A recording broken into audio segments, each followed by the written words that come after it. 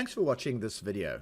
Just a reminder to join my channel if you like my videos. Also, click on the like button if you like them. Share them with your friends. Read the description because it's very important. There's a lot of additional information in the description and links. And there's more description if you click on this Show More button. Also, please leave a comment as feedback and also use the comments facility to ask any questions you might have. Hi everybody, Alex Deploy here from Expert Forex, and in this video I'm just going to show you how to create a template for the support and resistance heat map which has been launched recently. Now when you open a chart in Mt4, the charts open in the format that you see on your screens right now. Now if one were to load the indicator onto that chart by just pressing OK, that is what you would see, which is not the greatest picture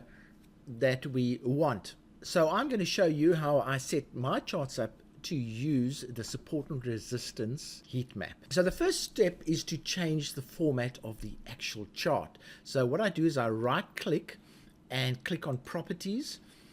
I then choose the black on white color scheme. I go for bull candles that are blue, bear candles that are red, and a grid that is a little bit more subtle. So I choose a lavender color. Press OK and the chart starts looking slightly different. I will then expand it and select the candle format and expand it even more. Okay, so already the chart's starting to take shape. The next step is really to change the colors that are used on the heat map. If you like the colors that you currently see, then that is okay. I'm going to just change them slightly by going into the indicator list and selecting and then editing it. So the support I like to be a brownish color, but I like light colors, so I'm going to go for a misty rose. That's one of the lightest colors you can get. And then the resistance I like to be blue, a bluish color, so I go for maybe the honeydew or the blue ice. Blue ice is a good color, so I'll make that.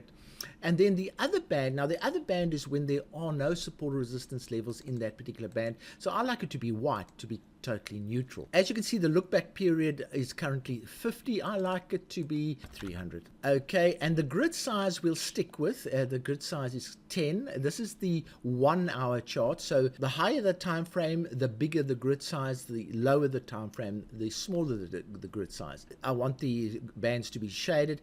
I want them to darken, so the less important ones will be light and the more important one will be darken.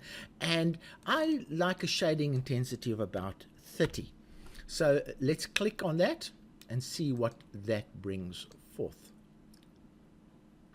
Okay, so now the intensity of the colors are not as high as before, and the brown ones show levels of support where those levels have mainly been support levels. The blue ones show levels of resistance.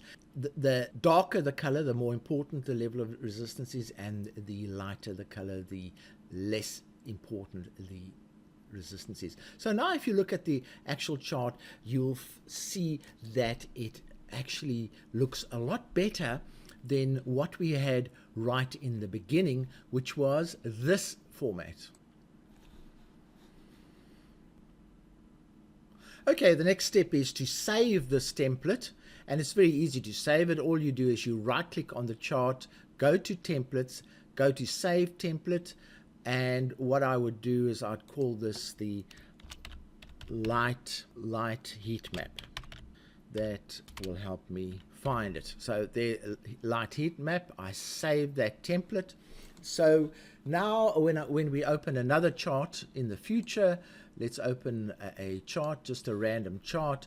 I can then just go and load the light heat map template, and there it is, easy and straightforward. The only changes that one would make to this particular template, and let's have a look at the settings again, is that you would most probably change the grid size. If you're using daily charts, you must probably want to use either 50 or 30. Shorter charts you might want to use as low as 4 if you're using the 5-minute chart. So you would the grid size is something that you would change on a continuous basis. You will also change the method that you use to find support and resistance. I'm using bars high and low. You can change this, for instance, to fractals, and you'll get a different view here. You'll have a lot fewer turning points, but they will be more important turning points. And those are the two major changes. What is left for you to do now is play around with these variables, try different time frames, try different color combinations and different methods of measuring the turning points, and see what makes the most sense to you for your trading purposes. So from me, Alex Deploy, I hope you enjoyed this video about setting up templates for the support and resistance heat map.